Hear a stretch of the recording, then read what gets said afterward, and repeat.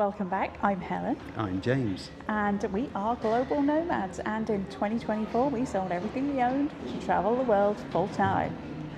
Today you join us on the Indian Pacific in South Australia, one of Australia's greatest train journeys, traversing the whole of the continent from Sydney to Perth, or reverse. We're going to be doing just part of that journey today from Adelaide to Perth.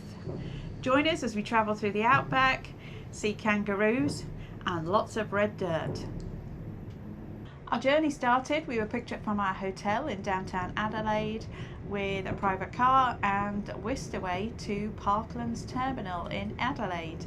This is a private rail terminal that's used exclusively for the Great Rail journeys, the Gourmet, the Indian Pacific, which we're on, the Overland and the Great Southern. And fun fact, in 3 weeks' time, we'll be back at this same station when we complete our journey on the Gourmet from Darwin back to Adelaide. So you need to come back and like and subscribe to make sure you don't miss that future video. Check-in was fairly seamless. It was just like an airport, so your luggage was split into checked and carry-on. Your checked would be next seen when you arrive in Perth, and your carry-on would be waiting for you in your cabin when you boarded your train. At check-in you got a little lanyard which tells you your cabin number, and our cabin number did actually change. We actually booked a twin because there was no doubles available. No doubles available. I'll just say on this, we booked this a year ahead and we could not get the train dates that we wanted, and we could not get the carriage that we wanted. So plan ahead if you are going to do this journey, because we're not the first people that have had this experience. It does fill up pretty quickly. In fairness, we are in Platinum. We'll talk a bit more about the classes available on the train in a little while, but there are only 20 cabins in Platinum, so there's not that many available. And there's 180 in Gold, which is the second class, and this is a very, very long train, but we'll get to that. So once we checked in, we sat down to relax, and they did warn us straight away that because of delays, because of weather, that there were some issues with the train coming in, and therefore we would not be leaving on time. This caused us a delay of about 90 minutes, but they did say that they would keep us entertained with a film. Well, we had dinner first in the station. The food was actually very nice. It was at communal tables. We were assigned a table, so we were served some canapes and drinks, and then dinner, which was kind of family style. There was some osso buco, there was a really nice chicken dish, and we had some appetizers of kangaroo salad. Never had kangaroo. And what does kangaroo taste like? It doesn't taste like chicken, it tastes like beef. But apparently if it's overcooked it tastes nasty.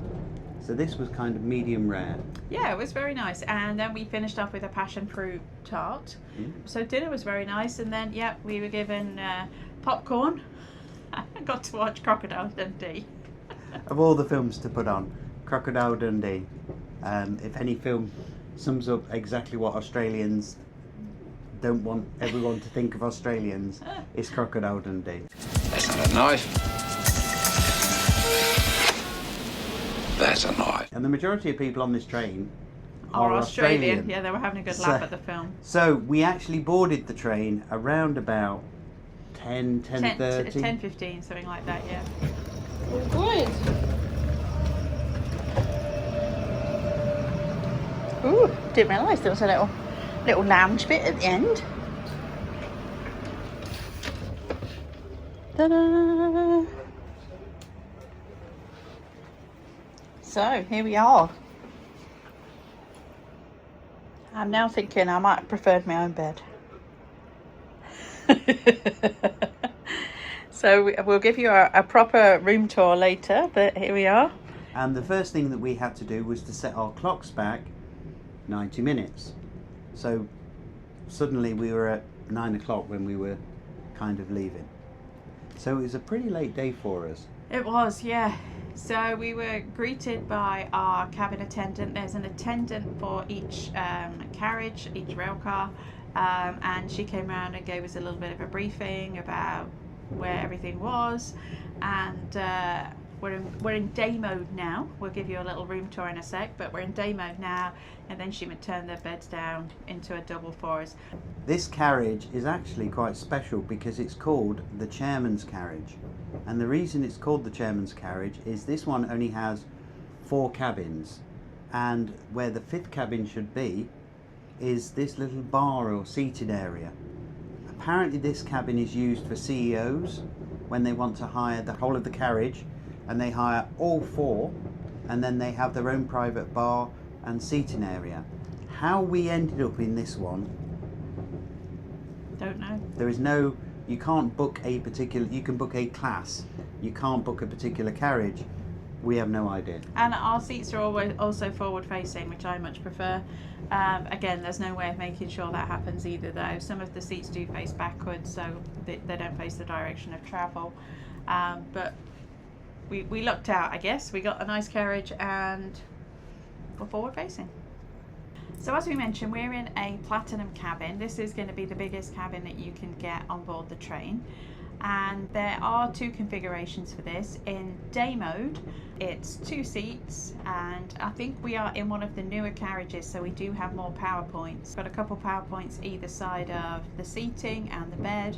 In the middle there's a little table with a footstool each that slides underneath, and there isn't much luggage space above the bathroom. We do have our own private bathroom.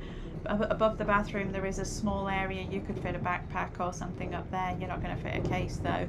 And we do have our own private ensuite bathroom with a loo, a small sink and a pretty decent sized shower. So it's very nice overall. Lighting, there's no individual climate control, so it is a little bit chilly, but there are some extra blankets in here, and I'm always cold, so take from that what you will.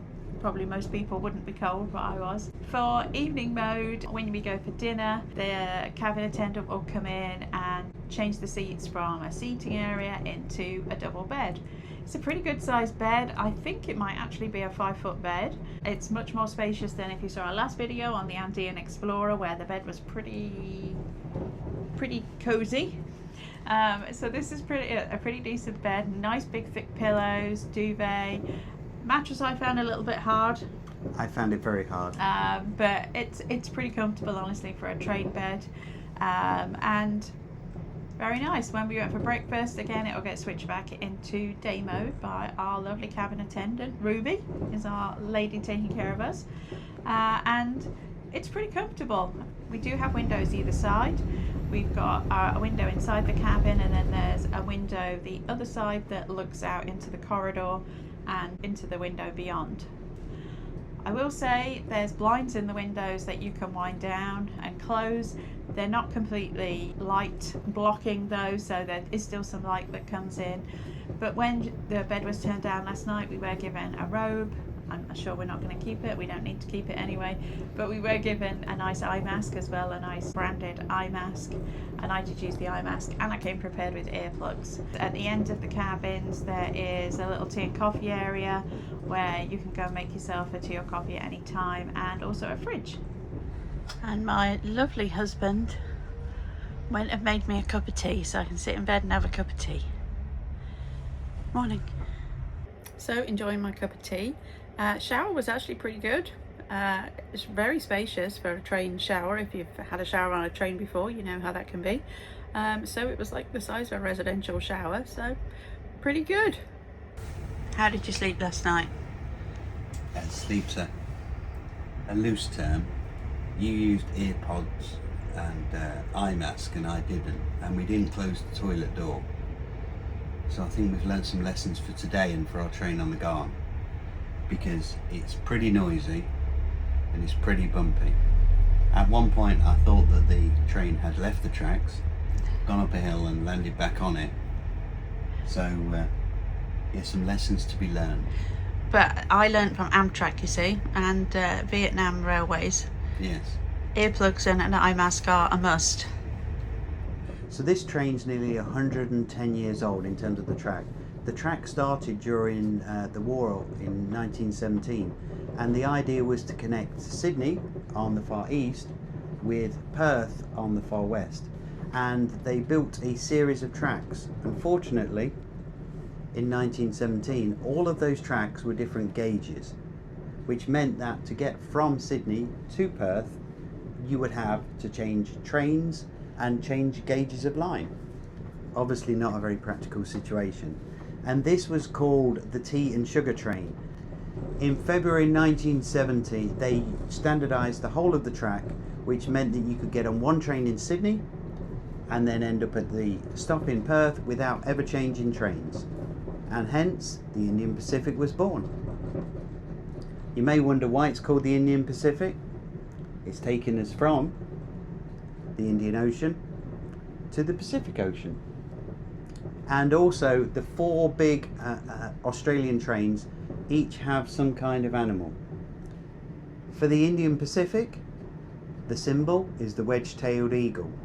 According to this plaque, this is the largest eagle on Earth.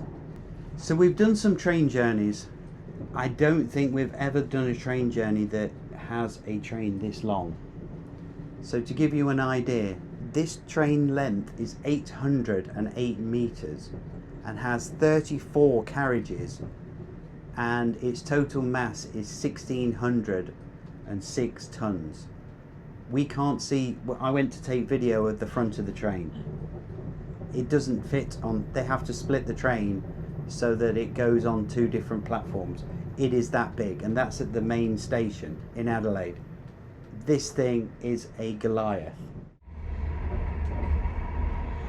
Well, good morning from somewhere in the middle of nowhere. The scenery has changed quite a bit.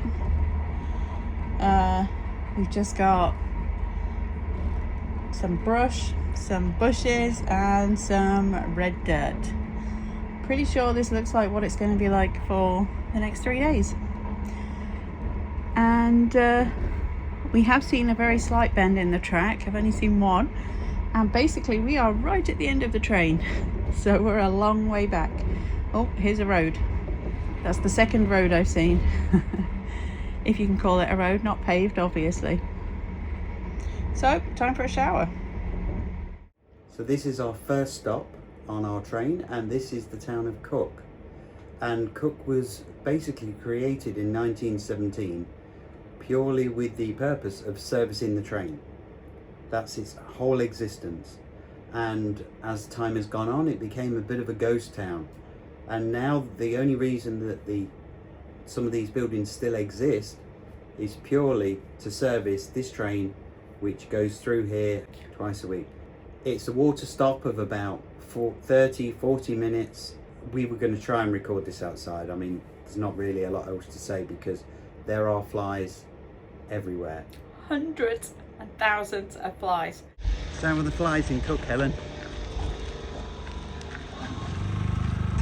It's mad. They're just swarming.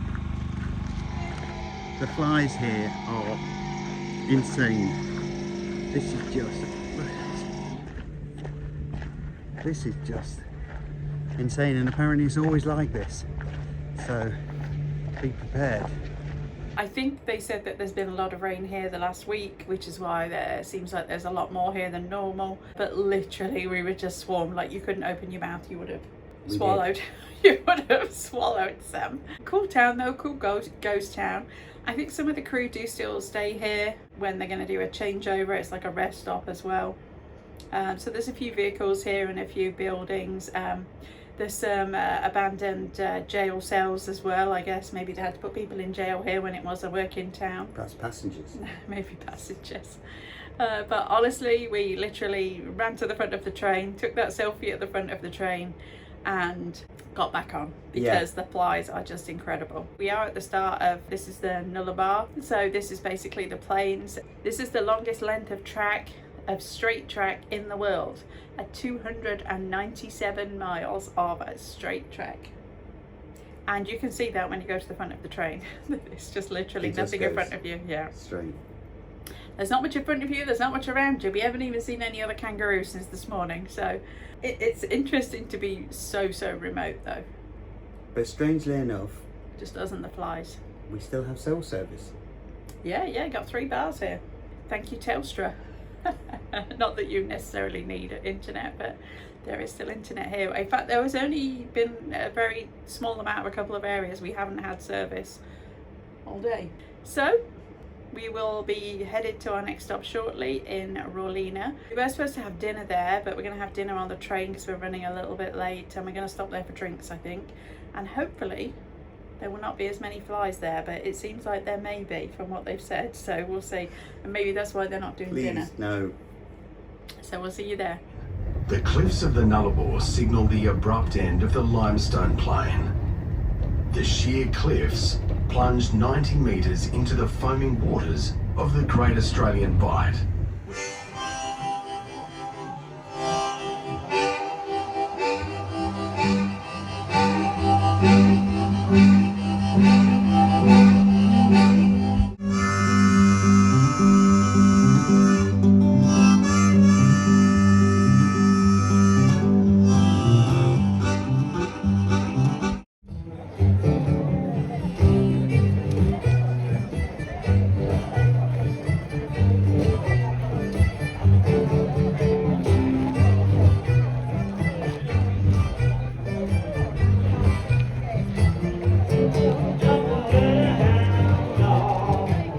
Last night, where we should have had the dinner at Rawlinna, instead we had dinner on board, and because of that they didn't even have menus. It was lamb or chicken. And actually the highlight for me was when we did eventually get off from Rawlinna last night, there was a random horse that I think belongs to the sheep farm that's there, was just at the bottom of the stairs waiting for us when we got off. And she was very friendly. She loved lots of pets. She especially liked you. Yes, I was the scratching post, and she duly scratched her scratched her nose on you. Scratched her nose and top of her head on me. But the reason we stop in Rawlinna is that was supposed to be where we were going to have a buffet, a bush dinner, barbecue, yeah. And that's an actual sheep farm, and there's something like 30,000 sheep and 2.5 million acres, and it has they herd them by plane because there's so many sheep. It was pitch black. We didn't see any of that. It was lit very nicely, and they had a bonfire, a single one, so bonfire. everyone was huddled around it. And they had a There was only musician. one. Yeah, it should have been. I was looking forward to that. I was hoping it would be a really nice night. On this journey, that's the only real stop. So let's talk some facts and figures. The distance on this train is 2,700 kilometres or 1,677 miles. Now that is the bit from Adelaide to Perth. The whole route, which goes from Sydney, is 4,352 kilometres or 2,704 miles. We have seen an emu, we have seen kangaroos, and we have seen sheep. But really there's not a lot else to see. This is not... It's not really a scenic thing. And also it's not a scenic thing in the sense that no windows open, and there's no observation car, there's no either glass dome or no ability to go outside. The purpose of the train is to get you from A to B, then you get off, and then you get back on, and then you get off again. So bear that in mind. Our journey started at about 10:30 at night on day one, and we actually arrive into Perth at 3 p.m. or should be 3 p.m. on day 3. So it's about 40 hours, 41 hours on the train, the whole experience. There are a few different classes of service. I'll give you those and then I'll tell you the cost of this class. There is gold, which is the cheapest, and a seat for 2 people is either 5,380 Australian dollars or 3,707 US. Now you can buy single cabins, but that is the cheapest seat, and that is 2 people, and if you go with a single it's obviously a bit cheaper than that. That's the majority of the train. They've also brought a new service called Gold Premium or Gold Suite, which is a bit more expensive and includes your own ensuite bathroom. Again, a little bit bigger cabin. We're in Platinum, which means that we have about double the size of a gold cabin. We also have a very reasonably sized ensuite bathroom with shower, and toilet and bathroom. And golden bunk beds. Golden bunk beds. We have a double bed, or there's a platinum twin as well, so with 2 single beds. So we didn't have the issue that one of us had got to climb up onto the top bunk. So here's the cost. So we're talking about, say, 40 hours on the train. In Australian dollars, it was 13,580 Australian dollars. If you paid for it in US at the exchange rate when we purchased it, and we purchased this about a year ago and we could not get the dates we wanted, it was $9,651.59. We booked it through Journey Beyond Rail, who are the holding company that manages all of the 4 great Australian train rides. That's more expensive than the Andean Explorer. That's the issue.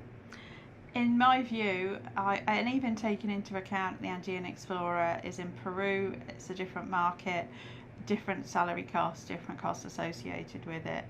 Even taking that into account, in my opinion, this train is probably worth about 25% to a third of what we paid. Honestly, I think it's about huge. $3,000 US. It's hugely overpriced for what you get, in my opinion. The experience is great. I would do the experience again, but I do think it's hugely overpriced. And I think you have to look at it. It's not really a scenic train because there's not a lot of scenery. There's no observation. But we knew that when we came. But we knew that when we came. It was going to be going through the Outback, and that was exciting. And going through, you know, such a long distance across such a big country is cool. Yeah. But this is where we made our mistake.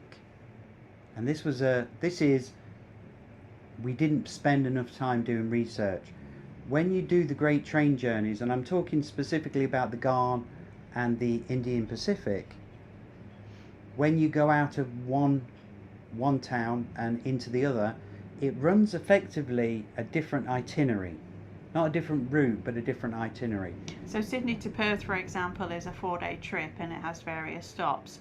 Perth to Sydney is a 5-day trip, and it has some different stops to the 4-day trip. So even though you go on the same route, you stop in different places.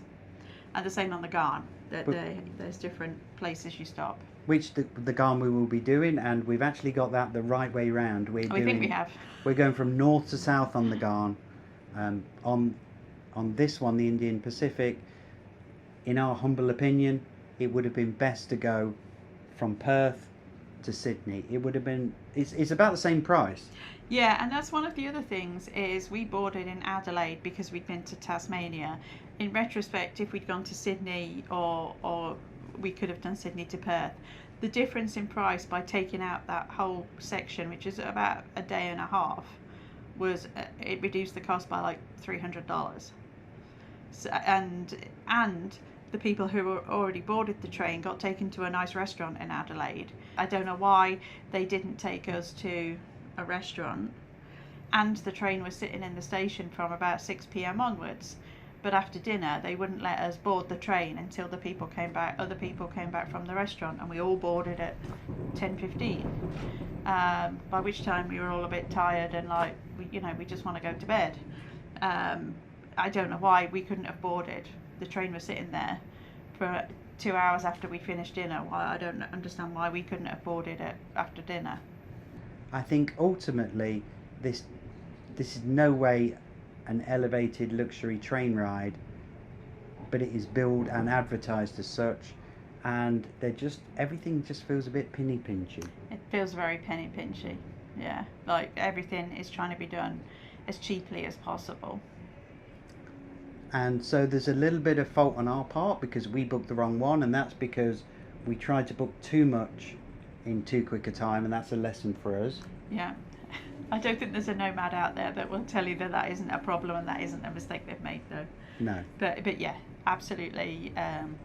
We had the time. With a bit more research on our part, we could have alleviated that, but that wouldn't have taken away from the service generally being a bit lacking, honestly. No. But it does feel cheap, and it does not feel luxury. So I don't really know what what riding this train achieved. We could have just flown for a lot less money. for a But you lot wouldn't have less seen money. you wouldn't have seen the Nullarbor. You wouldn't have seen the bush. We wouldn't have been attacked by flies. It was still cool to see. I think was still cool I to think see. it's a cool experience. It's just hugely overpriced for what it is. Yeah. Is the honest answer. I would, like I said, I would do it again. If you told me this was like $3,000, I'd have been like, oh, okay, that's expensive, but yeah, it's a cool experience. But it in no way is worth what we paid for it. In my opinion. In our humble opinion. So we put our hands up and say we made a mistake booking the wrong route, but I don't know if it would have been any better if we had booked the right route, because I think perhaps we're comparing it to other luxury trains. But we also compared it to Amtrak. Yes, we did compare it to Amtrak, which is not luxury. So it's now 11:15, so the only meal that we really have left is afternoon tea. So we will report back on that, and Well, then we'll give you a quick glimpse of it before we go back. And then at 3 o'clock at the moment, we should debark, and we have, as part of Platinum service, we do have a car that will take us to our hotel. So I guess we'll get to the hotel and let you know on the final bits, and then give you our overall view.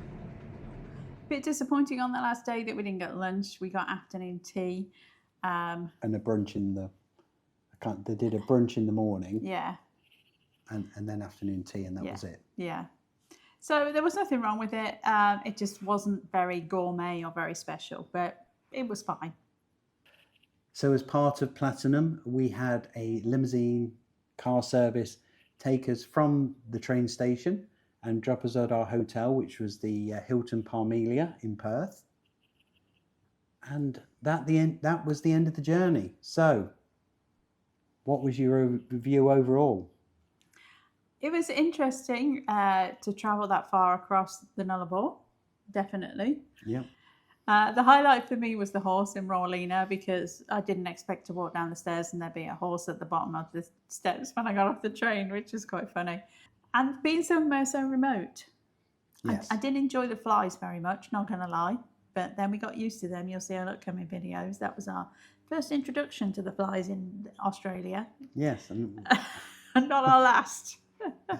later on in the journey, we bought fly nets. We did, yes. So it was a cool journey to do. There's a lot of time just sitting on the train. Yes, it's not the most scenic.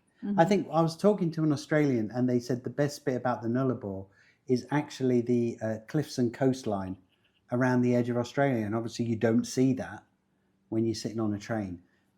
It is, as Helen said, a very long straight track with a lot of red dust and a lot of scrubland. It's a good way to give you perspective on how vast the country is, and how so much is just not developed, and you really get to experience that, and see some kangaroos. Who doesn't want to see a kangaroo? Every Australian. Just me was excited about kangaroos. It's just the 20% of people that weren't Australian that were still excited about seeing kangaroos.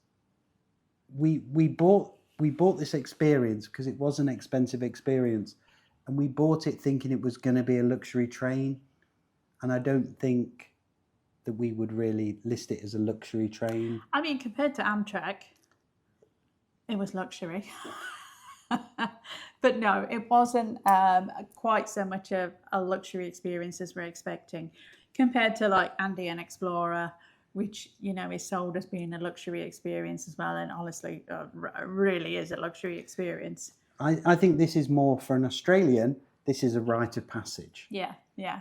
Every Australian will be like, I need to do the Indian Pacific and the Gourmet. They're the two big train journeys that I think, and maybe I'm speaking out of turn, but the majority of Australians I've spoken to have said they've either done these train journeys or they want to do these train journeys. And spoiler alert, we do go on the Gourmet later, and we enjoyed that much more. If that's any balance about, that's going to be in about 3 weeks' time. So do watch that video, because that was a completely different experience, because as we talk about, we got the route right as well. Yeah, and it did feel much more like a luxury experience than the Indian Pacific did, just in terms of activities, and I think the food was better as well. The food was completely different actually on the Ghan. Yes. A different menu. I thought the food was a lot better. If I had a choice of doing one or the other, Ghan. I would do the Ghan 100%, not the Indian Pacific. But I'm glad we did it. Tick. Yeah. We travelled across Australia on the train, you know. And not many people can say they've done that. Yeah. So I think that brings an end to this video. Long train journey. So please like, subscribe and hit that notification bell. And remember, even if you're crossing the Nullarbor on a train, you're here for a good time, not for a long time. We'll see you in the next one. Bye for now.